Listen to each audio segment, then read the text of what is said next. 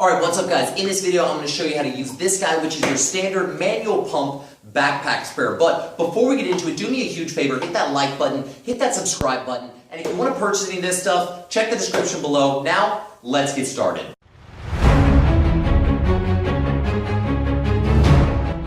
Backpack sprayers like this are really very simple. All you've got is really a backpack tank here that holds water, holds your pesticides, whatever, and then you've got a little lever here. What you would want to do is fill up this to the level you want with, let's say, Roundup or Ranger Pro, something like that. Then all you're going to do is you're going to throw this on your back. Now, the lever here can either be right or left-handed, depending on what you prefer. Now, I'm right-handed, so I always have the lever on my right hand and the wand on my left hand. Then, all you're going to do is you're going to pump this thing as you pull the trigger on the wand. What this does is this pump generates pressure in your backpack. That pressure is then released through the tip of the wand. So what does this look like? Well, I'm pumping, I just pump continually, and I'm spraying in front of me. It's really that simple. These are really very simple pieces of equipment to use. Now, a couple things to note. Sometimes your spray pattern is messed up. So these should spray in a nice fan that kind of V's out from the tip. But if that's messed up, you can fix that by unscrewing the nozzle here and washing this nozzle out in some kind of a hose or a faucet. Because what happens is dirt and chunks of stuff will get in here and plug it up, and then sometimes you'll get a stream coming out of here, or you just get a weird pattern, and it's not as effective for spraying the chemicals.